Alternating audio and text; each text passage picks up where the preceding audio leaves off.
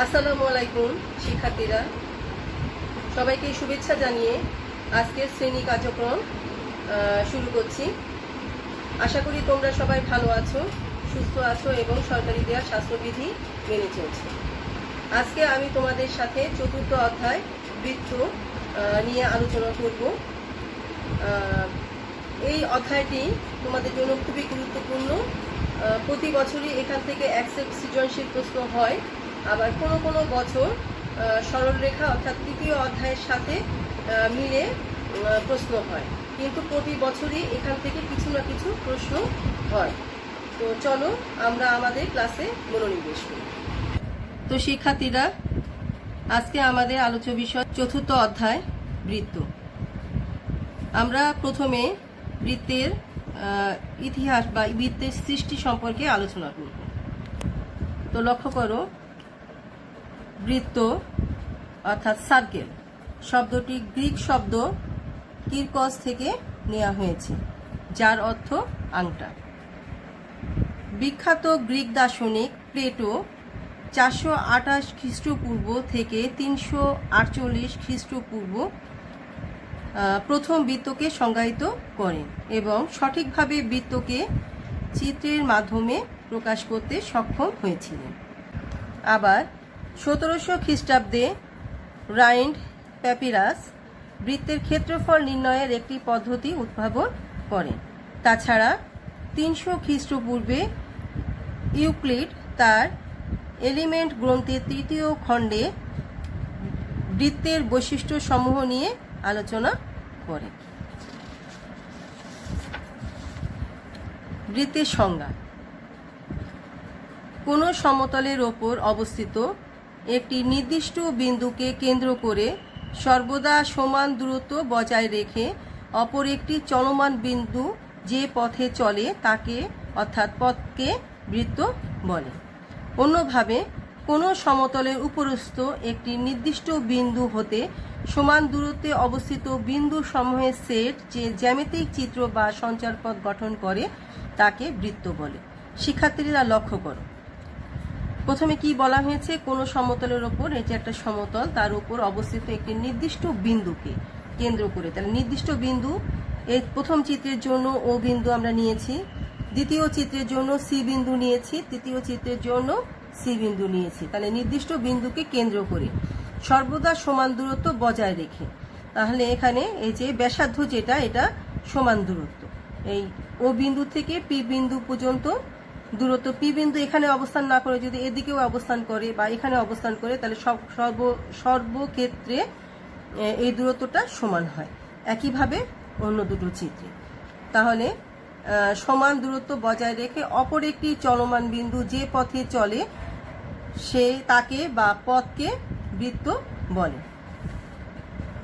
অপরভাবেও যে কথা বলা হয়েছে, কোনো সমতলের উপরস্থ একটি নির্দিষ্ট বিন্দু হতে সমান দূরত্বে অবস্থিত বিন্দু সমূহের সেট যে জ্যামিতিক চিত্র, অর্থাৎ আমরা এই বৃত্তটা যে পেয়েছি, এই বৃত্তের উপরস্থ যে কোনো জায়গায় আমাদের যে একাধিক বিন্দু আছে, তাহলে এই কেন্দ্র থেকে আমাদের একাধিক বিন্দুর দূরত্বটা সমান।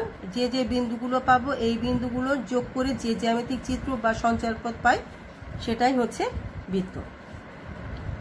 ভালো করে লক্ষ্য করো, প্রথম চিত্রে কেন্দ্র মূলবিন্দুতে অবস্থিত, বৃত্তের কেন্দ্রটা মূলবিন্দুতে অবস্থিত। দ্বিতীয় চিত্রে কেন্দ্র দ্বিতীয় চতুর্ভাগে অবস্থিত, যার ফলে বৃত্তটা প্রথম, দ্বিতীয়, তৃতীয়, চতুর্থ এই চারটি চতুর্ভাগ জুড়ে আবর্তিত। তৃতীয় চিত্রে লক্ষ্য করো, কেন্দ্র প্রথম চতুর্ভাগে আছে কিন্তু বৃত্তটা মূলবিন্দু দিয়ে গিয়েছে, অর্থাৎ বৃত্তের পরিধি মূলবিন্দুর ওপর অবস্থিত। তাহলে এই বৃত্তকে বলা হয় মূলবিন্দুগামী বৃত্ত। এই ক্ষেত্রে আমাদের বৃত্তটা প্রথম, দ্বিতীয় এবং চতুর্থ চতুর্ভাগ জুড়ে আবর্তিত, তৃতীয় চতুর্ভাগে এর কোনো অবস্থান নেই।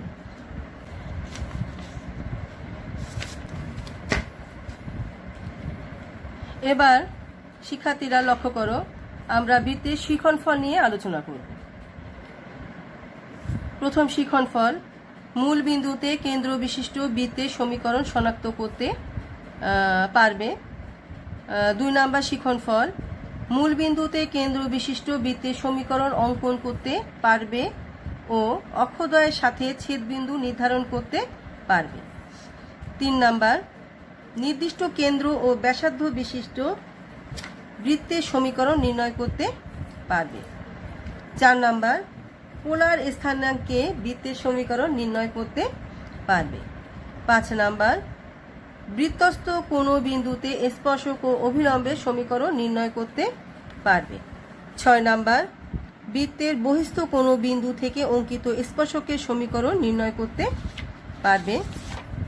7 নাম্বার, বহিস্থ কোনো বিন্দু থেকে অঙ্কিত স্পর্শকের দৈর্ঘ্য নির্ণয় করতে পারবে। 8 নাম্বার, দুইটি বৃত্তের সাধারণ জ্যায়ের সমীকরণ নির্ণয় করতে পারবে। প্রিয় শিক্ষার্থীরা, এখানে প্রথম 4টি শিক্ষণফল আমাদের 4.1 বা 4A প্রশ্নমালা অন্তর্গত এবং পরবর্তী যে শিক্ষণফলগুলো আছে সেগুলো 4.2 বা 4B প্রশ্নমালার অন্তর্গত। তো চলো শিক্ষণফল অনুযায়ী আমরা আমাদের আজকের আলোচনা শুরু করি। আমাদের প্রথম শিক্ষণফল, মূল বিন্দুতে কেন্দ্র বিশিষ্ট বৃত্তের সমীকরণ শনাক্তকরণ, অঙ্কন ও অক্ষদ্বয়ের সাথে ছেদবিন্দু নির্ধারণ। প্রিয় শিক্ষার্থীরা, এখানে লক্ষ্য করে একটি চিত্র অঙ্কন করা আছে। এক্স অক্ষ, ওয়াই অক্ষ।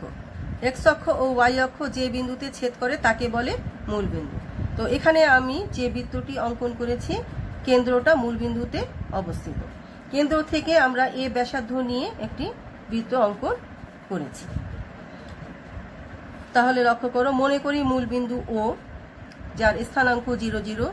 এখন ও কে কেন্দ্র করে এ একক ব্যাসার্ধ নিয়ে একটি বৃত্ত অঙ্কন করি এবং পরিধির উপরস্থ একটি চলমান বিন্দু পি এক্স ওয়াই ধরি।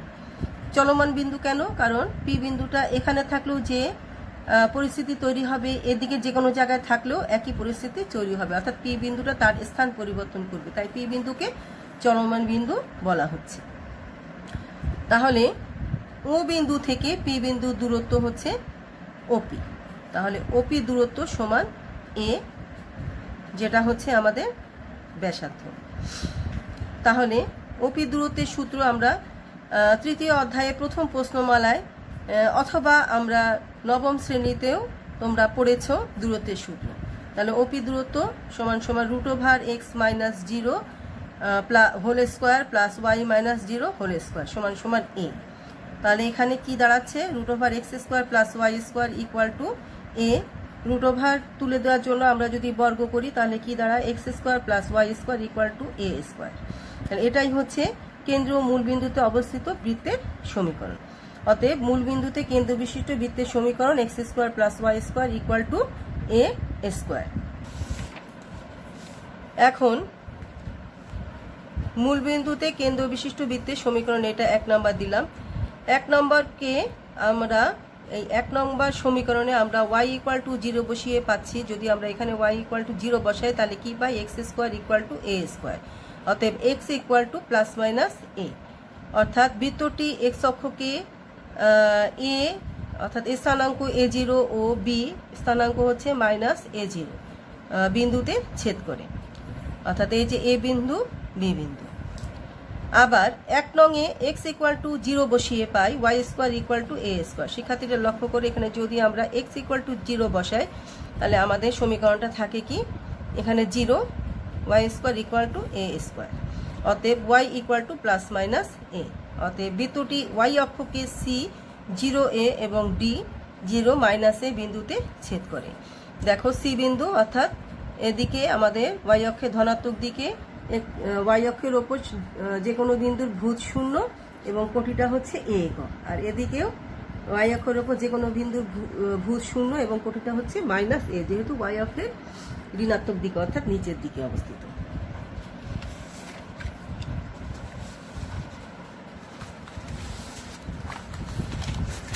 এবার আমরা আমাদের শিক্ষণফল, পরবর্তী শিক্ষণফলে যাব।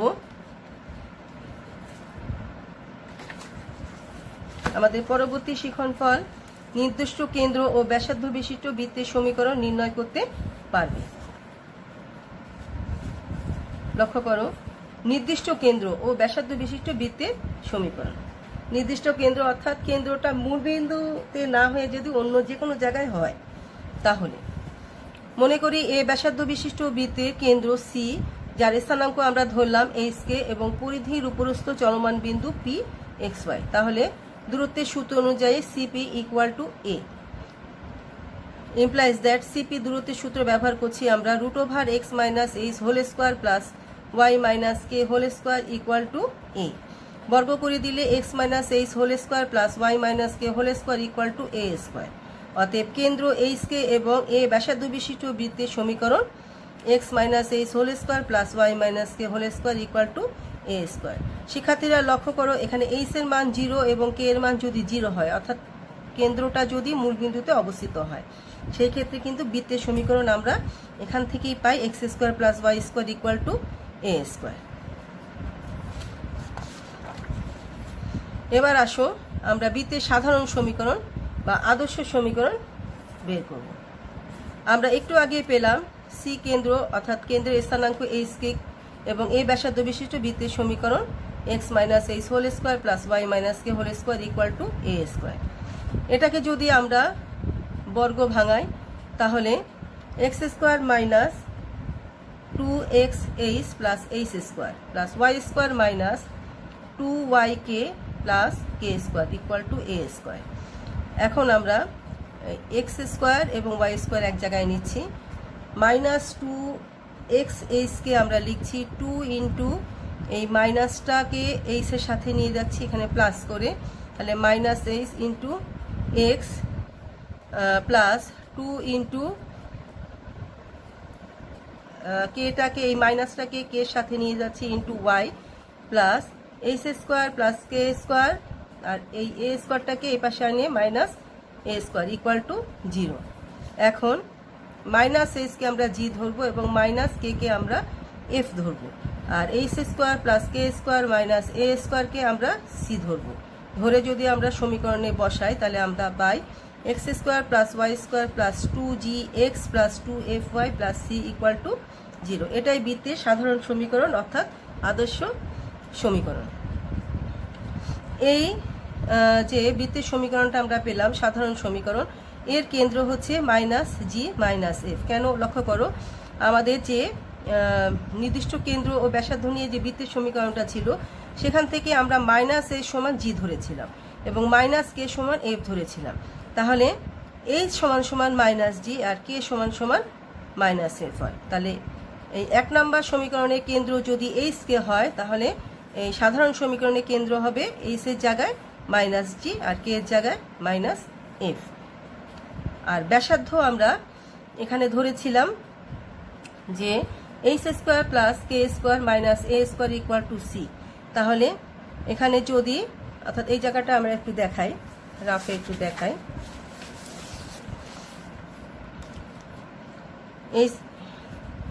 H square plus K square minus A square equal to c ধরেছি। তাহলে ইমপ্লাইজ দ্যাট আমাদের h square plus K square minus C equal to A square. তাহলে অতএব এ সমান সমান √ওভার এইচ স্কোয়ার প্লাস কে স্কোয়ার মাইনাস সি দাঁড়ায়। তাহলে এইচ এর মান ধরেছিলাম আমরা মাইনাস জি, তাহলে minus G whole square plus minus কে হোল স্কোয়ার মাইনাস সি।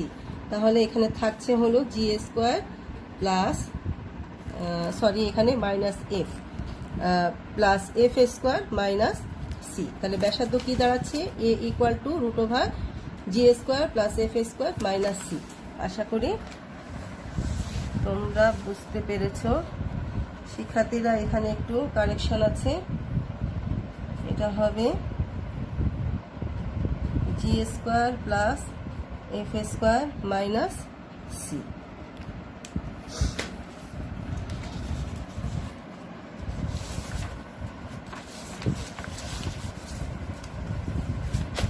এবার আসো আমরা আলোচনা করব বৃত্তের সাধারণ সমীকরণের বৈশিষ্ট্য।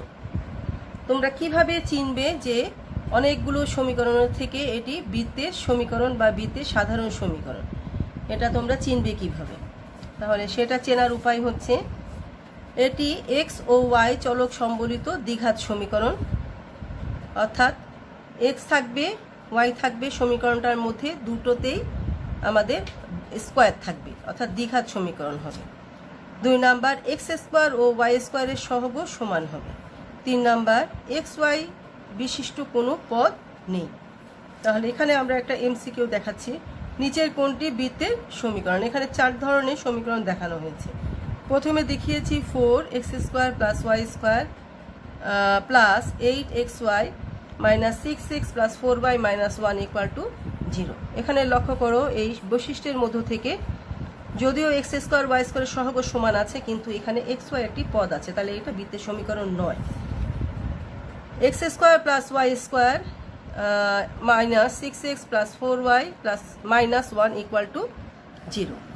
এখানে লক্ষ্য করো এটা বৃত্তের সমীকরণ, কারণ এটি এক্স ওয়াই চলক বিশিষ্ট দ্বিঘাত সমীকরণ। এক্স স্কোয়ার ওয়াই স্কোয়ারের সহগ সমান এবং এক্স ওয়াই বিশিষ্ট কোনো পদ নেই। 3 নাম্বার এখানে এক্স এর যে স্কোয়ার তার সহগ 3, কিন্তু ওয়াই স্কোয়ারের সহগ 1 minus 6x minus 4y minus 1 equal to 0। এটা বৃত্তের সমীকরণ নয়। তারপরে লক্ষ্য করে x minus y whole square minus 6x plus 4y minus 1, এটা আমরা যদি ভাঙি তাহলে এখানে x square plus Y square minus 2xy পাই, তাহলে এটাও বৃত্তের সমীকরণ নয়। তাহলে আমাদের এখানে সঠিক উত্তর হচ্ছে খ। এবার আসুন বৃত্তের কিছু সাধারণ সূত্র। বৃত্তের সমীকরণ যদি x square plus Y square plus 2gx plus 2fy plus c equal to 0 হয়, যার কেন্দ্র মাইনাস জি মাইনাস এফ এবং ব্যাসার্ধ A equal to G square plus F square minus C, তাহলে এই শর্তে আমাদের যদি এ ইজ গ্রেটার দেন 0 হয়, অর্থাৎ এই যে ব্যাসার্ধের ভিতরের অংশটুকু যদি গ্রেটার দেন 0 হয়, তবে বৃত্তের সমীকরণ একটি বাস্তব বৃত্ত নির্দেশ করবে। অর্থাৎ আমাদের বৃত্তটি বাস্তবে পাওয়ার জন্য আমাদের ব্যাসার্ধ বাস্তব হতে হবে, অর্থাৎ ব্যাসার্ধ ধনাত্মক হতে হবে।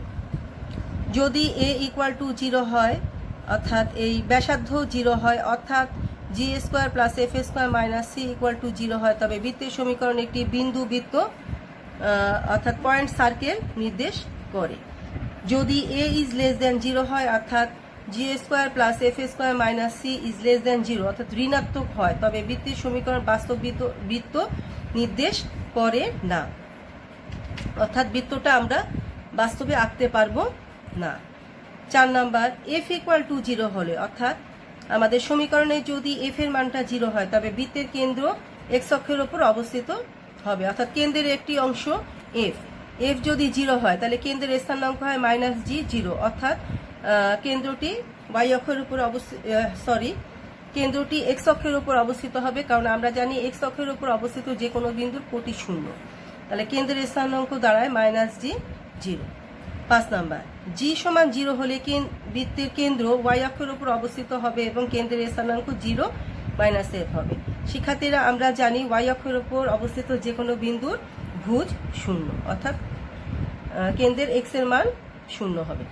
সি ইকুয়াল টু 0 হলে বৃত্তটি মূল বিন্দুগামী হবে, অর্থাৎ বৃত্তের পরিধির ওপর মূল বিন্দু অবস্থান করবে। আমরা যেখানে এই যে একটি চিত্র দেখিয়েছিলাম, তোমাদের মনে আছে, বৃত্তের সংজ্ঞা পড়ার সময়, এই যে এই তৃতীয় চিত্রটি মূল বিন্দুগামী বৃত্তের চিত্র। এবার আসো আরো কিছু সূত্র। বৃত্তের সাধারণ সমীকরণ X square plus Y square plus 2gx plus 2fy plus C equal to 0, যেখানে ব্যাসার্ধটা অর্থাৎ বাস্তব, অর্থাৎ ব্যাসার্ধটা আমাদের ধনাত্মক, G square plus F square minus C is greater than 0, অর্থাৎ ব্যাসার্ধটা বাস্তবে পাওয়া যায়। 1 নাম্বার বৃত্তটি দ্বারা এক্স অক্ষে ছেদাংশের পরিমাণ সমান সমান 2√জি স্কোয়ার মাইনাস সি। চিত্র 1 বৃত্তটি দ্বারা ওয়াই অক্ষে ছেদাংশের পরিমাণ 2√এফ স্কোয়ার মাইনাস সি। চিত্র 1-এ প্রথমটা চিত্র 1-এ এ বি। এখানে লক্ষ্য করো চিত্র 1-এ চিত্রটি অঙ্কন করা হয়েছে, কেন্দ্রটা প্রথম চতুর্ভাগে অবস্থিত এবং বৃত্তটি এক্স অক্ষকে ছেদ করছে এ বি, ওয়াই অক্ষকে ছেদ করছে সিডি অংশ। তাহলে এই এ বি অংশ হচ্ছে এক্স অক্ষে ছেদাংশের পরিমাণ, আর সিডি অংশ হচ্ছে ওয়াই অক্ষে ছেদাংশের পরিমাণ। তাহলে এক্স অক্ষে ছেদাংশের পরিমাণ 2√g² - c। বৃত্তটি দ্বারা ওয়াই অক্ষে ছেদাংশের পরিমাণ = 2√f² - c। 3 নাম্বার, বৃত্তটি এক্স অক্ষকে স্পর্শ করার শর্ত g² = c। চিত্র 2। লক্ষ্য করো, বৃত্তটি এক্স অক্ষকে স্পর্শ করছে। বৃত্তটি ওয়াই অক্ষকে স্পর্শ করার শর্ত f² = c। চিত্র 3। এখানে বৃত্তটি ওয়াই অক্ষকে স্পর্শ করছে। বৃত্তটি একই সাথে উভয় অক্ষকে স্পর্শ করার শর্ত g² = f² = c। বৃত্তটি উভয় অক্ষকে একত্রে স্পর্শ করলে এই চিত্র। তো লক্ষ্য করো, এই 4টি চিত্র আমরা দেখালাম যে বৃত্তের সমীকরণ যখন সাধারণ সমীকরণ, আর বৃত্তের সমীকরণ যদি তোমার কাছে উপস্থিত থাকে এই যে আমাদের কেন্দ্র এইচ কে ও ব্যাসার্ধ এ বিশিষ্ট সমীকরণ x - h² + y - k² = a², এই বৃত্তের কেন্দ্র এইচ কে এবং ব্যাসার্ধ এ, এরকম আকৃতির সমীকরণ যদি থাকে তাহলে সেই ক্ষেত্রে তোমার বৃত্তটি দ্বারা এক্স অক্ষের ছেদাংশের পরিমাণ = 2√a² - k²। 2 নাম্বার, বৃত্তটি দ্বারা ওয়াই অক্ষের ছেদাংশের পরিমাণ = 2√a² - h²।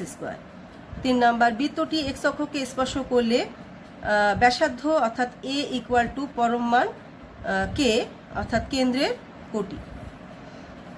লক্ষ্য করে, এই জায়গাটা লক্ষ্য করো, বৃত্তটি যদি আমাদের এক্স অক্ষকে স্পর্শ করে, আমরা একটা চিত্র আঁকি একটু, আমাদের আগেই আছে চিত্রটা, তারপর আমরা একটু এঁকে দেখাচ্ছি।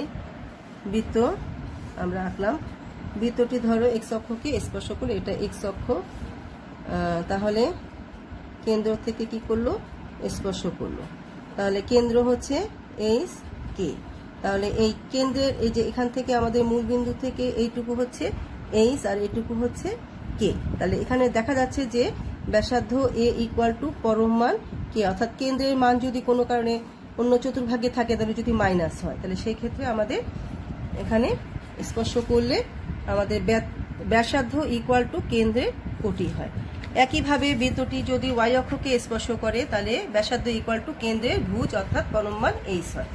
বৃত্তটি একই সাথে উভয় অক্ষকে স্পর্শ করলে ব্যাসার্ধ = কেন্দ্রের কোটি এবং = কেন্দ্রের ভুজ, অর্থাৎ বৃত্তটি তখনই উভয় অক্ষকে একত্রে স্পর্শ করবে যখন কেন্দ্রের ভুজ কোটি উভয়ই সমান হয়, অর্থাৎ এটা সাংখ্যিক মান সমান হয়, চিহ্ন বিপরীত হতে পারে।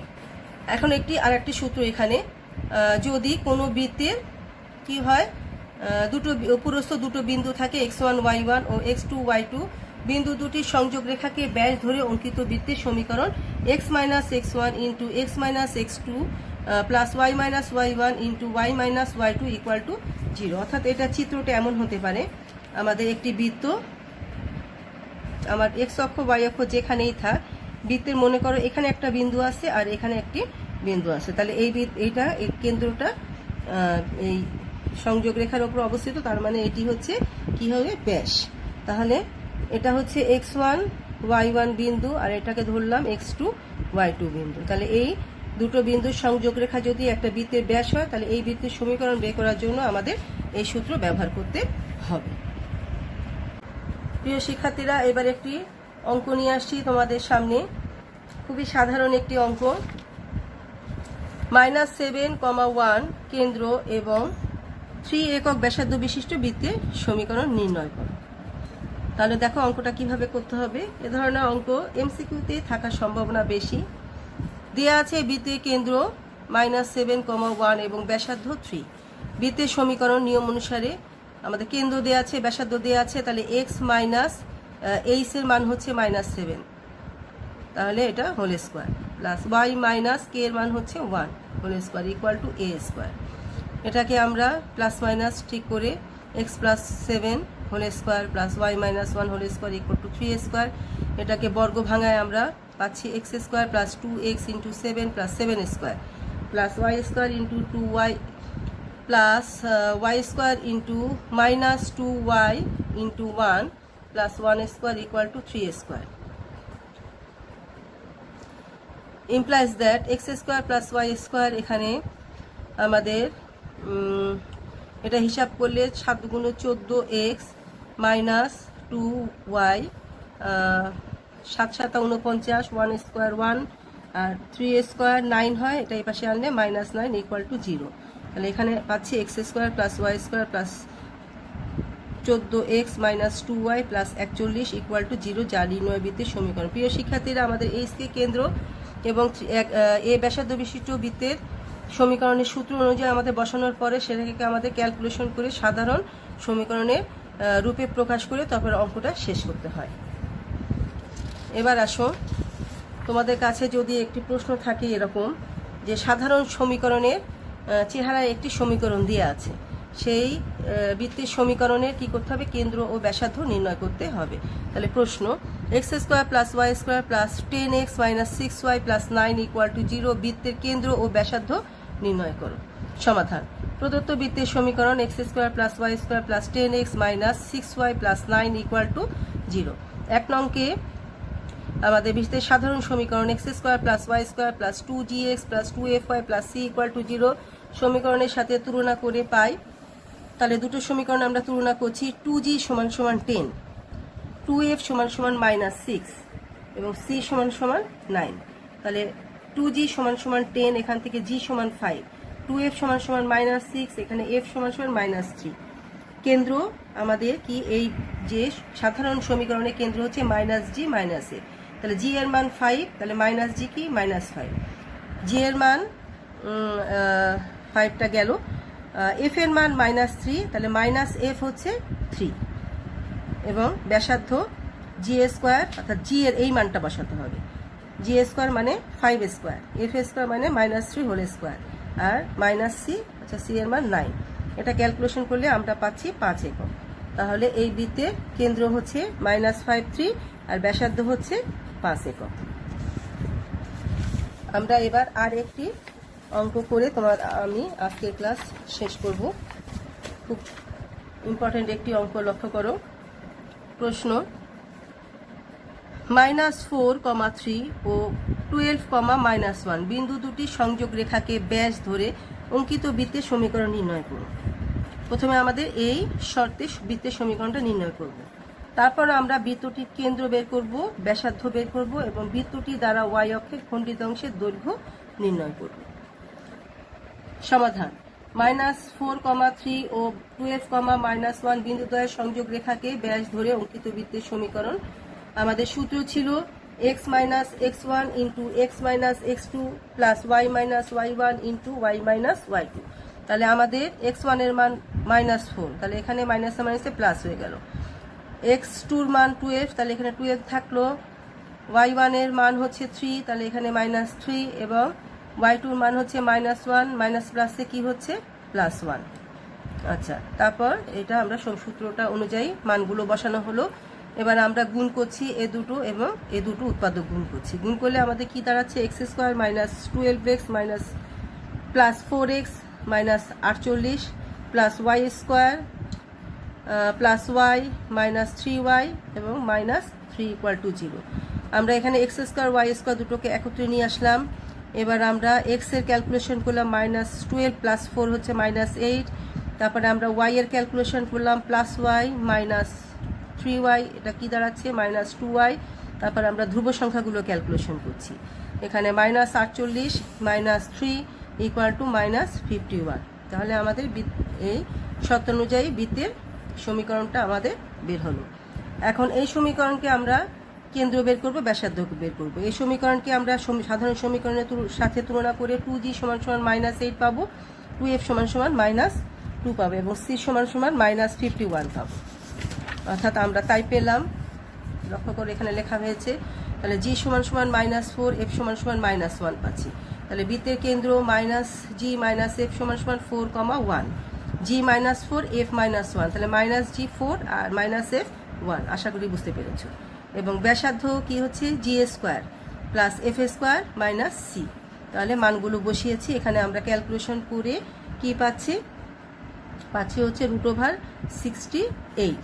তাহলে √68কে আমরা যদি উৎপাদকে বিশ্লেষণ করি তাহলে আমরা পাই যে উৎপাদকগুলো 2 × 2 × 17। তাহলে এখানে বর্গ সংখ্যা হয় 2 গুণ 2 মানে 4, তাহলে 4 গুণ 17, তাহলে এটাকে আমরা ভাঙালে 2 গুণ √17 একক, এটাই হচ্ছে ব্যাসার্ধ। আবার বৃত্তটি দ্বারা y অক্ষের খণ্ডিতাংশের দৈর্ঘ্য কি হচ্ছে 2√f² - c, যেহেতু আমাদের সমীকরণটা সাধারণ সমীকরণ আকারে নেওয়া হয়েছে, তাহলে 2√f² - c, f এর মান হচ্ছে কত পেয়েছি আমরা -1, তাহলে 2 into -1 whole square - c, c এর মান -51, ক্যালকুলেশন করলে আমরা পাচ্ছি 4√13 একক। তাহলে আমাদের y অক্ষের খণ্ডিতাংশের পরিমাণ আমরা 4√13 একক পেলাম। প্রিয় শিক্ষার্থীরা, আজকে এ পর্যন্তই। আজ আমি তোমাদের চতুর্থ অধ্যায়ের বৃত্তের খুবই সামান্য অংশ আলোচনা করেছি, অর্থাৎ আমি বৃত্তের সূত্রগুলো নিয়ে তোমাদেরকে বুঝিয়েছি এবং প্রাথমিক কিছু অঙ্ক দেখিয়েছি। আগামী ক্লাসে আমি তোমাদের এখান থেকে বোর্ডে আসা বিভিন্ন প্রশ্ন এবং কিছু গুরুত্বপূর্ণ অঙ্ক নিয়ে আলোচনা করব। সবাইকে ধন্যবাদ জানিয়ে আমি আজকের এই শ্রেণী কার্যক্রম সমাপ্ত করি।